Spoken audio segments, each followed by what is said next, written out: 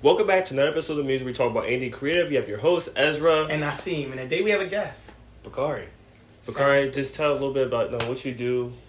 Just a little bit more about yourself. I'm an avid fan of you guys. I'm a big supporter. I watch every video. My God. I'm in the comment section. Yeah. I love this dude with all my heart. Love you too. We do podcasts with fans. Me and Bakari have been friends. Well, we all been friends for a long time. We went to elementary school together. And, we went to a very, very, I would say, artistic elementary school, being Montessori. I know you didn't stay there long, but your siblings, been there almost their whole school career. And, we damn near graduated from Montessori. So it's just like coming from that environment is a very, very creative environment. And we know that you play sports as well growing up. Right. So how was that like juggling? I know you used to play bass and stuff and football. How was that juggling those two lifestyles? So the way I think about it is sports and art are, kind of two sides of the same coin. There's a level of discipline and obsession that go into playing a sport and committing yourself to an art. And juggling those two was kind of hard. So, eventually I stopped juggling those two. I stuck to sports and I just kind of stopped art altogether. Like you made a decision I made a decision straight up. I don't have enough willpower to commit to doing both of these things, so I got to do one. Do you ever think back to it? Absolutely, all the time. If I would have, if I was a different person, I would have made that decision. Like, I'm gonna stick with art. I'm gonna go to Twigs. I'm gonna go play bass. I'm gonna stick with this. But I was like, man, I'm going to the league. I mean, could have been there too. Yeah. Now, does any of that isn't that in your life right now? Actually, is sports in your life? Is arts in your life? So there's discipline from sports that that's gonna stick with me forever because I played those sports and I know how to commit myself to certain things. But there's also aspects of art. I still draw. I still sketch. Yeah. I do all of those things now, but not as much as I would have liked to. I can see an artist like you be like, oh man, there's some things I want to emulate with what I'm drawing, and I can I can still draw those things out. And there might be like some athlete I see on, let's say, Instagram or something. They have a level of intensity with their exercising that I can emulate when I go to the gym. I mean, I would argue that actually having a strong sports background, especially if you did it in your younger years, does help out with art a lot, because with art it does take a lot of discipline to get to a point where you can live through that. So, I mean, I would say it's a good foundation. It's just knowing when to switch off, knowing what's valuable to you, knowing what's important to you. Because I know, growing up, I did a little bit of martial arts in this. Right. We did some Taekwondo together. We did Taekwondo together. I got kicked out. But yo, what's so funny? We all did. We all studied underneath the same person with Taekwondo, but at different times. Yeah, Master France. Because I did that, and me and my brother used to always be in trouble. Yeah. You know what I mean? That timeout corner where you had the broken glass. We're so crazy. We used to freaking drag our finger and cut our fingers every time. He actually gave me the belt he was supposed to give my brother Ryan, because he was committed to Taekwondo. He was practicing and all of that, and I never did that. My parents told him, and they gave me his belt. I never said nothing. They gave me his belt, and I was like, so what type of belt was it? It was like an orange with white stripe. Oh well, he's an orange belt. We're sitting here with an orange belt guy right now. I was like, yeah, man, that's me. I just took it. But yeah, I would say that right there, that little bit of martial arts I did help me kind of add determination to my craft, where it's just I want to work through these problems. I want to train through these problems. I want to stay dedicated. Yeah. And that's why I feel like sports is a big addition to art. Absolutely. I mean, it gives you that perspective to be able to work through problems. Yeah. That other people or someone who doesn't have that same level of discipline is not going to have. Mm-hmm. Instead of panicking in a situation where you're like, oh man, I screwed this up. Instead, you kind of backtrack and you're like, all right, what can I do to change this? Yeah. And that comes from, embarrassing yourself in sports. For sure. To some degree. I don't think I ever really had that experience. And I want to take a step back, let's add some more perspective. A lot of times why you might have felt like you had to make a decision is because, I don't know if you guys can agree with this, when I was a kid in elementary school, I felt like a lot of my time wasn't mine. Yeah.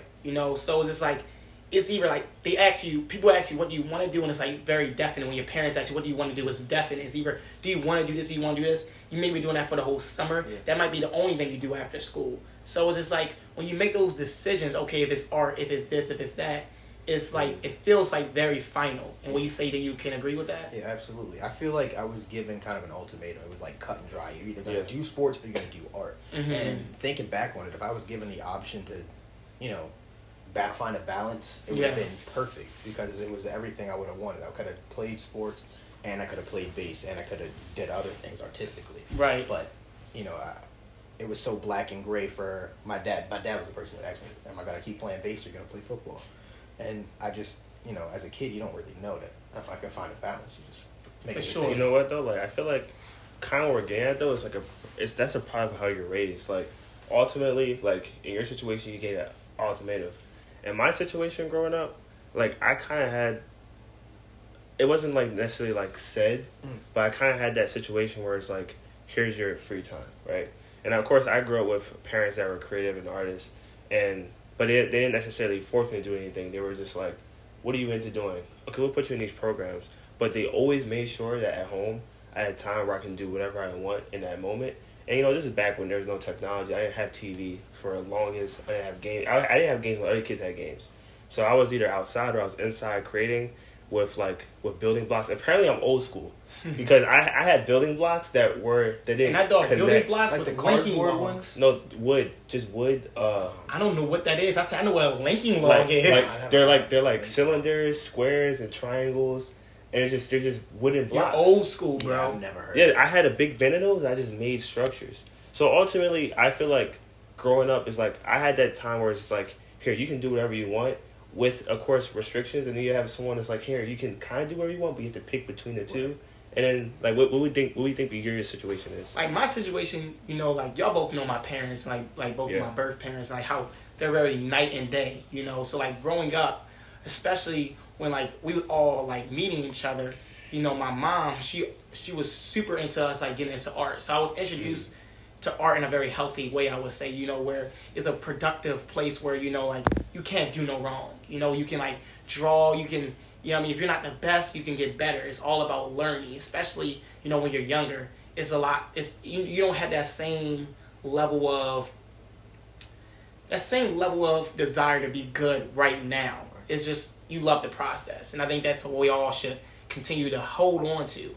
But my father, on the other hand, he was very, you know, set on what he wanted for us. You know, like, okay, I play football, you guys are playing football. This is what men do. This is a masculine thing, you know, and if you don't do this, you're this type of person, or, you know, you speak down on that, you know, because I grew up wanting to do ballet. You know, I did ballet for a small period of time, but, you know, I didn't really get to explore ballet as early as I wanted to, you know, or as full as I wanted to. So, you know, I would say that my father didn't give me a decision at all, but since he wasn't since my mom was my primary parent, I still got to do art because, you know, my parents are divorced. You know what I'll add, though, which is kind of like opposite of what I was saying before, but it didn't affect me, though, because ultimately I grew up wanting to be an artist. I wanted to be creative. That I was inspired by. But that doesn't mean my parents were kind of directive. Like, in a sense, it's like my parents never was like, hey, you got to do sports and you got to do this. But I don't think they really wanted me to do sports. So it's like... So, like, growing up, it was kind of like art was kind of all I seen. Like, I did ballet. I did acting. I did a bunch of different type of dancing. I did sculpture. I did drawing. I did so many different things. I did music, drumline. I did all this. And I think that's because part of it is that's what I want to do. But a lot of it is, like, I just realized my mom, she was a dancer. My mom drew. She got a BSA for dancing and art. My dad, he was a musician. He was also a photographer. And that's just all I saw, so that's what I decided to do. So maybe part of it is I was just mentally coerced into doing that because that's what I grew up around. I feel like coerced it wouldn't be the right word. That's what I'm saying. I'm trying to figure, like, but you get what I mean? I know like, what you mean. It's kind of like, influenced by what we see as exactly. kids. But then you're like subconsciously, that's what you I mean, that you was led to do because that. I wanted to be an artist, I had no And I slights find again. it very interesting that we all have like a very different background in some ways, and in some ways it can be similar. Because, like, you know, my mom was like, she really wanted, like, you know, my mom, she didn't even want me to do sports like that. So it's like, my mom's sports was never in her head. My father's sports was the only thing he worried about. And I think that's why I really wanted to do this podcast with you, because, you know, it's like, I talked to some people, you know, I think we talked about this, and we spoke on how you, like, damn, like, since you haven't done art in so long, now it's like you're trying to discover who you are as an artist, or just discover your ability as an artist again. And what's that process been like? It's kind of like you make something and it's like you look at it and you're like, wow, that is not as good as I used to be. And you're trying to live up to what you remember yourself being able to accomplish. Like, I remember doing still lives and being happy with what I produced. And now it's like, what is this? What are you doing? This is terrible. Yeah. But it's kind of like relearning or reactivating that muscle kind of that you kind of forgot that fell off. Yeah. Like, you know how you go to the gym, you haven't been for a long time, and you're kind of weak. Yeah. But you're building up that strength still. It's the same thing with me drawing. I'm still building up that strength. I mean, I think it's like you gotta also remember to have that mindset where it's like, yes, of course you want to be good at being creative, but you also gotta view it as something that's just enjoyable. Where it's like, it doesn't matter how good you are. And it's hard coming from me because I'm very critical on myself, and I compare myself to masters, even though I'm big on don't compare yourself to others and always being better than yourself. But I feel like you gotta have the mindset that this is just a fun thing to do, and that you just enjoy it. Because when you start thinking of it as like, oh, this is how good this is how good I would have been, and this is how good I should be, and now I fell back behind. I feel terrible.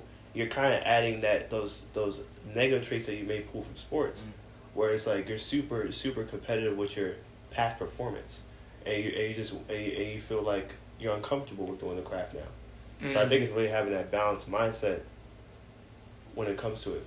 I'm gonna push back on that. I like that as a motivator because I like to think of I'm watching myself do something, and if I'm watching myself do it and I know that I can do it better, then it pushes me to be better. Yeah, it's definitely hard to balance those things because it's like, yeah, you want to be good, but at the same time you want to enjoy it, and you don't want to stop. You don't want to start hating it. Absolutely. So it's definitely a big thing that every person has their own chemical balance in their head for what works for them. Right. I like what both you guys are saying, and I think that maybe it's like a middle ground of, I was just thinking about, instead of just falling in love with, because you said, like you're competing with being creative, or, your ability to create. At the end of the day, you're more upset with your skill because the creativity is there, so it's more about upping, and working on and falling in love with the ability of growing the skill of creating art, because the creativity, we're born with the creativity.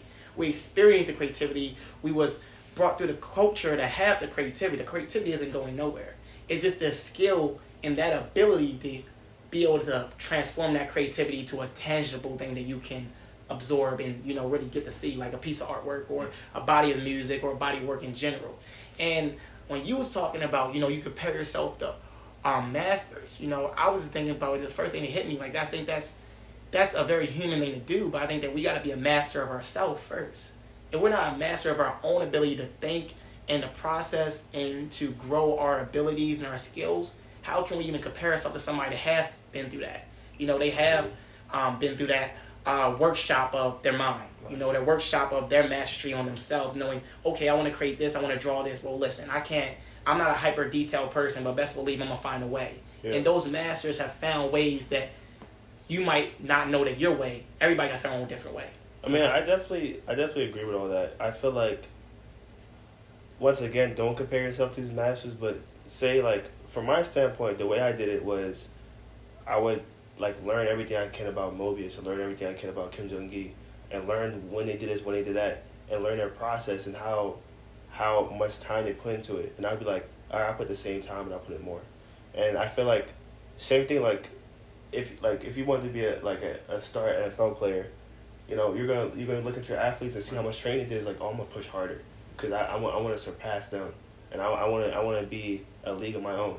And it's really just, honestly, I feel like you're right. You have to master yourself. But you have to master yourself more than once, because at first you're mastering yourself as a beginner, like, and you'd be like, oh, I want to be as good as this person. But you're not putting the same amount of miles as them.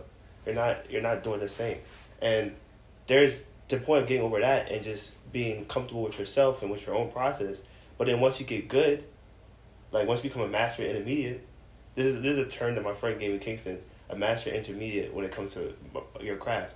Like once you get to that point, now you have to do mastery again, because now you're comparing yourself to artists again, but from a different mind point. So it's just like, that I feel like you have to master yourself more than once. Because you're wearing different hats, kind of. Exactly. Like I like that you watch these artists, these masters, and you kind of emulate what they do, their skills, and then you take that and you build yourself back up, and then you kind of revisit what you've learned, and you keep building up, up and up and up. And that way, I think that's the best way to look at it. Because like you said before, like it's like you would go like back and forth with things. It's just like when you go up, you're never gonna get over something that's completely done. You're gonna go up, and then you're gonna deal with some of the powers on a higher level, right? And you're gonna keep doing that, going back and forth, back and forth, back and forth on just higher levels.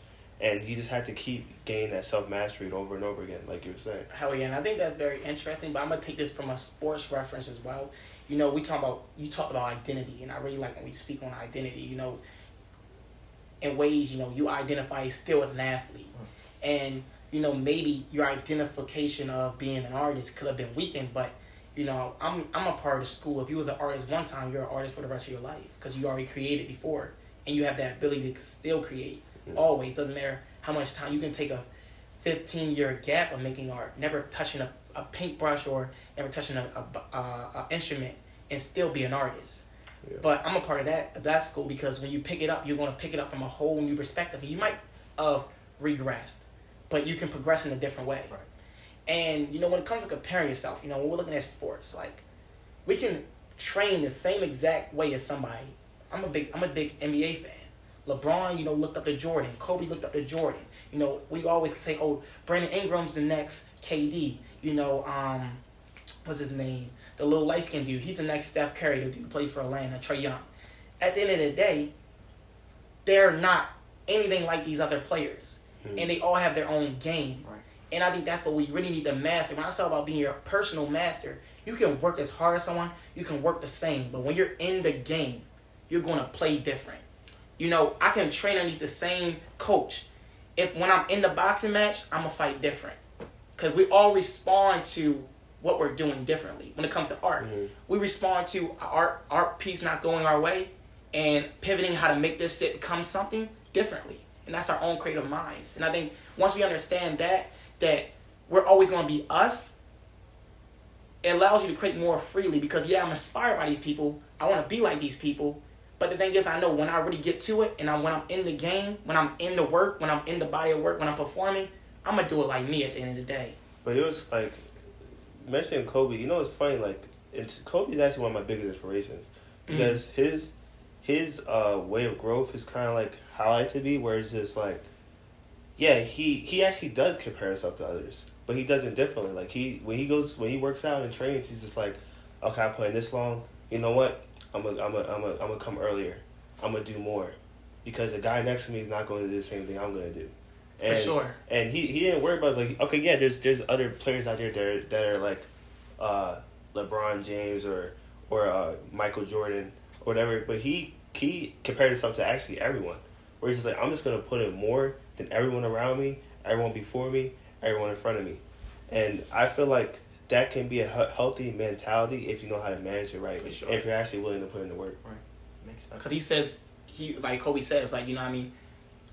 I want you to beat me because you're better than me. You feel me? Not because you worked harder than me. And I definitely understand that. But you understand, Kobe still got the most misses of all time. But he also has the most shots put up. He always had the most shots put up. You know what I mean? He put the most shots up, but he missed the most shots. But that's what I'm trying to say. Like, everybody has their own game. Right. And when you understand, like, Kobe's the perfect mentality. You know, he's going to live and die by his hard work. But best believe he will never be another Kobe. You know, and everybody plays their own way. LeBron has the most points of all time. Of all time. Do we look at LeBron James as a scorer? No. But he plays the game his own way. He passes a lot. He does this, but guess what? It opens up his game to score more. Also, he gets injured a lot less. He has more longevity. So everybody, you know what I mean, like you said, you can't compare people because everybody has their own time. You know what I mean? And when your time and when everything clicks for you it clicks. Like, you could take, like I said, you took time away from art. Now, bro, you're where you're at now. You feel me? You ain't doing school right now. You working, you doing this. What's your hobbies? What are you embedding yourself into? And when you're embedding yourself into something, you can it's a transformative experience because now you can become whatever. Yeah. Cause I walked in, you're watching a video, a tattoo tutorial video. And that right there is the essence of what we're talking about. And your response was, I don't know, why not? Because you just had an interest. Yeah. Do you feel like you have a way, like when you were into sports heavy or into like playing instruments heavy or whatever it was, drawing heavy, did you have a way, a mentality for improving? I like that. So I like to think about it, knowing yourself, like you said, like you have a toolbox. Yeah. No matter what, no matter where you go, you're gonna pick up other tools. My tool was copycat. I'm really good at. I see a skill, I can emulate it almost instantly. Whether it's being a mechanic, whether it's tattooing, whether it's using a specific tool, doesn't matter. I can emulate it as long as there's a system in place that I can recognize and find a pattern in. I can emulate it, and that comes from me. Sitting in art class, tracing stuff, coloring stuff, just following what the teacher told me to do and using the same skills everywhere else. See, you can use the same rules or you can define your own, like you're saying. Yeah. You have your own tools. It's going to look like, or it's not going to look like Kobe. You want to be Kobe, but it's not going to look like Kobe. It's going to look like you when you put up the shots. It's the same thing. You can still follow the steps. Right. You follow the steps, you practice it, but either way, it becomes yours. Yeah. Because you'd be damned if you can't do the steps. Yeah, you're doing the steps. I'll be damned if I can't do the steps. I'll be damned if I can't follow the process that you put out on YouTube for me to practice and me to put the time in. If I can't do that, it's as simple as doing it. It's that simple. Do it, and you'll see the results. But I definitely think that kind of opens up a thing in my mind. It's like we're talking about replicating something, as well as studying already something. At the end of the day, I can tell you don't want to draw nothing like Mobius. You want to draw like Ezra. But you want to have that same work ethic and that ability to create like Mobius.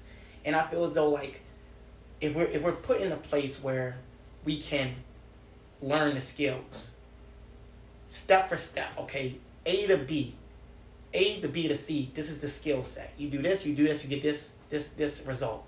Now you want to know, how can I make this result mine? Right. If I do A, but I do A this way. If I go to B, but I do B this way. And I think that's where the creativity comes from. Because, for example, you do freaking, like, we do a lot together, You know how to work on cars. You know how to do this. You know how to draw. Say you freaking start making sculptures and stuff.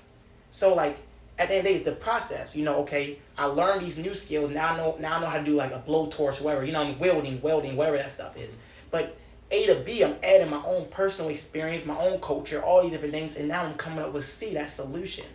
And I think that can only be done by, like you said, studying underneath somebody, but now making it your own. Like, that's exactly like, because I'll give an example, like, so I never do master copies, right? I never do master copies, like, which is, if for people who don't know what a master copy is basically just taking the piece that is already created and taking the same mediums and trying to replicate their brush strokes or their markings, whatever it is. What I like to do is take people's, I guess, I'll use Mobius for example. When I first was into Mobius, I was like, okay, I like his mark making. What mediums he used to make these type of marks, right? And that's when I would find my own interests, my own subject matters I'm into, and apply this mark making to that. Okay, then I might look at another artist. What do I like about this artist? I like his color theory. All right, so then I would start studying how this color theory works. But then with that, I learned different ways of how color theory can work from studying how he does color work. Or same thing with the mark making. I learned how to use that tool now and learn the possibilities of what can be possible because I've been learning from different artists. So I think essentially, like you said, you can learn from replicating, like you said, like replicating their steps to doing something instead of exactly replicating the work they did, and then you can take those muscles that you gain from that, whether it's mental muscles or whether it's other muscles like technical muscles. You can take that and then you can start flipping it, and now you learn a bunch of random stuff that you would have never known if you just read it face value. Right. Like, you might make a mistake and be like, wait, this is actually kind of cool. I can actually implement this. But even if you make that mistake, you still have that process where you can work back and be like, all right, where did I make that mistake at? How can I get around it? How can I fix it? Yeah. And, that relates to so many different parts of life. Like, the other day I was changing my dad's brakes. One of the bolts broke. I had to cut it. To get it off and take it off and do a whole bunch of extra stuff. My dad told me if that happened to me, I would have freaked out. I would have never known what to do. And I looked at him and was like, I don't really understand what you mean by that. It was pretty simple. You mess something up, you fix it. Because I think it also comes down to, like, how are you willing to deal with mental fatigue? Like, I know a lot of people who, when they come across a situation, like, literally, I'm working on a piece for this recent, this show that I'm going to do with our next show with the collective I'm a part of. And literally, the paper worked weird. There's, like, some weird hot spots. Hot spots in watercolor is where you start picking up color to the point where you're not putting color down. Okay. It's like a bald spot, like a lighter bald spot.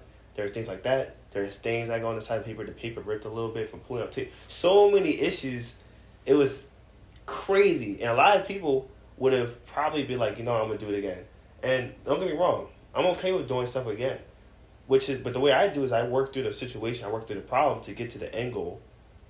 And then do it again after. Right. If you don't like it at the end of it, then you can start over. There's no reason to quit halfway. Yeah. And I'm gonna show y'all the piece after. You're not gonna think there was a lot of issues. It was the second one I sent you from I sent you two next to each other. It was the one with the green heads and all that. That's so fun. That one was so many problems, but it turned out well.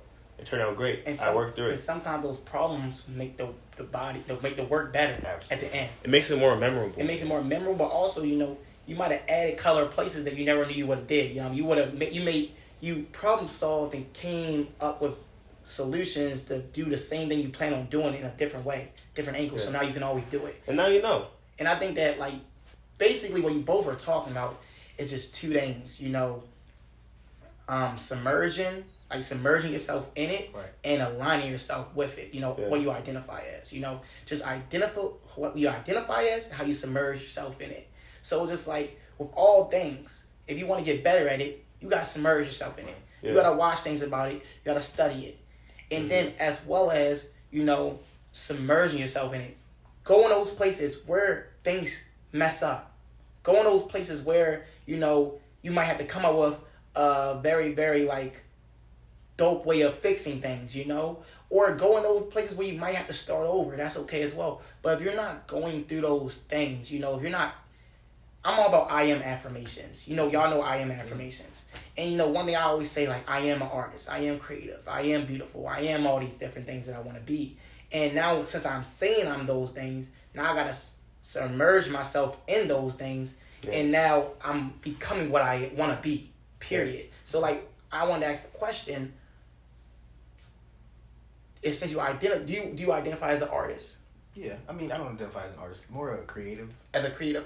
If you identify as a creative, how do you expand on submerging yourself as a creative even more? Well, like you said, I came in, I was watching a tattoo video. If I have an interest in developing a skill, I like to obsess myself with it. The same way as an athlete obsesses over a sport. They put in the hours to get better and be better. They watch it. I practice it. I have tattoo, ink pen, and all the stuff I need over there to tattoo. I've been going through bags of oranges, tattooing oranges. Because that's a skill I want to develop, and that's something I'm obsessed with, and I'm submerging myself in. I find it better to, with the funny thing that I use the most of, I use acrylic a lot, I use ink, I use watercolor a lot. The materials that I'm best at are actually ones that I just picked up and started doing it, and then based off of stuff that I'm inspired by, and then go back and learn how to use it better. And that right there actually helped me out a lot. I would say for me, because I would already figure out my own ways to solve problems and then see how other people solve their problems, and I actually found a better way that I solved my problems that I don't even need their stuff, or figure out ways to just improve onto what I already built. So that's how I just throw myself right into it, and then after it, then immerse myself even more. For sure. I think a lot of times is being introduced to it at first. Right. It's all about introduction. Yeah. And, for example, with me, I was introduced to bachata, and I really love dancing bachata. I wanted to submerge myself into it. So I started watching YouTube videos and stuff. And, I really plan on joining little dance studios to dance with more partners and be able to build my bachata skills up to really be, to really walk with, dude, I'm a bachata dancer. Can you dance bachata? I say, yes, I can dance it simply. But do I really know how to dance it freely? So I think when all things is okay, I might understand this, but how can I submerge myself? I really am passionate about this. How can I submerge myself into this to really be able to live that full identity in full alignment with who I am as a person in my life? I mean, a big example though, like, cause now like I used to skateboard a little bit. Okay. I'm also into graffiti and things, and you know what's funny? Like, those two crafts are things that I feel like are great examples of people that just did something because they loved it. Because ultimately, or like DJs too, like back in that time, I mean, now we have YouTube and all that, but I would say back maybe like 20, 30 years ago, you couldn't find nothing on learning. Everyone was stingy, even tattooing. Yeah. Everyone is stingy with that. That it's like, those are things that you have to actually want to do and enjoy it and figure out your own issues. So it definitely comes down to like, there's not always going to be something out there to indulge in, and sometimes you guys gotta indulge in actually doing the work to figure out your own ways to solve things, to figure out your own ways to use things, and that's how you become unique as well. That's interesting. I honestly think that's interesting. You know, thinking about the difference between sports or the similarities between sports and as an artist. I know we spoke about this. You know, both of those things, it's full dedication. You can't be 1 foot in, 1 foot out. Is if you want to be great at those things or you don't. You know, and you talked about getting back into something and sucking at it. You know, I play a lot of basketball. I haven't played basketball in like a long time. When I went to go play basketball, I couldn't even shoot. It felt weird. You know, I couldn't even lay the ball up. You know, everything just felt very, very spunky. But it's just like, I realized this is what I said to myself, you know, I was very good at basketball. I would say my best year of basketball was 11th grade. I was shooting good. I had a really good game, you know. Yeah. But at the end of the day, I can't think, dude, I want to get back to that. I got to think, bro, I want to see where I'm at now, and I want to be better than that. My game can be completely different. I might never be able to shoot ever again, but I could be dunking from the free throw line. You never know, you know. So a lot of times we look at, okay, how much we regress, but let's see where we can progress, you know what I mean, or progress in any way. Well, I have like a last question before we wrap up for you. If you can go back and tell yourself anything that without telling them what to do, but more like how to think, what would you say? What would I say? I guess I'd ask myself, you mean in relation to making the decision between sports and... Well, just like, I mean, it could help that, but okay. without telling like, oh, you should do this instead, but just like a way to think about life, especially when it comes to being creative. Think about what makes you happy and what you want to pursue, and not how what you're seeing or how what's influencing you would want you to react. Like, instead of thinking about how my dad wants me to play sports or something like that, think about what makes me happy. Am I happy playing sports, or am I happy doing art? Am I happy when I'm with my friends, or am I happy when I'm at home in my room taking a computer apart? Find that thing that brings me joy and run with it. There's no reason to, I guess, think too hard. Exactly. There's no reason to think too hard. Yeah. There's no reason to look at what's influencing you and everything that's going around. Just do what you want to do. Do what you want to do. Just do what you want to do. I like that. You know, I was watching a lot of videos about being a pilot last night. Stayed up to 4:00 in the morning. You know. Thank you for tuning in to another episode of Muse. Wait! I want to say something. I want to say one thing. You know, I watched a lot of videos about being a pilot. You know, and like one thing you talk about, you know, like when because you can't be a commercial pilot when you're 65 years old, and was very interesting to me because, you know, basically no, but some people get their pilot license, go through that 2 to 3 years of training just to be able to fly for a year. You know, so basically speaking of what you're talking about, what makes you happy. It's not about the money. Right. It's not about anything. It's about the experience. You know, and to fully know what that is, just because you wasn't that at freaking 3 years old, because you wasn't drawing or doing things at 8, just because you wasn't, you know, headlining shows at 25, you know, you're in your 50s, you're in your 40s, you're in your 30s. If you believe that makes you happy, go out, submerge yourself, align yourself with it, make that your identity, and be great at it in your own way. Absolutely. And be happy doing it. Yeah. So thank you for this episode of Muse, where we talk about anything creative. You know, we have Bakari. Make sure to follow him. Say your Instagram real quick. I'm not sure remember my Instagram name. We're just gonna put it. We're just gonna put it in we there. put it over the screen anyway, guys. Thank you so much for this conversation. Make sure to hit that bell icon, subscribe, and comment, as well as Find your muse. Also, I hope you guys are enjoying this Baltimore tour. We're gonna have a lot more videos for y'all. It's gonna be amazing. great stuff.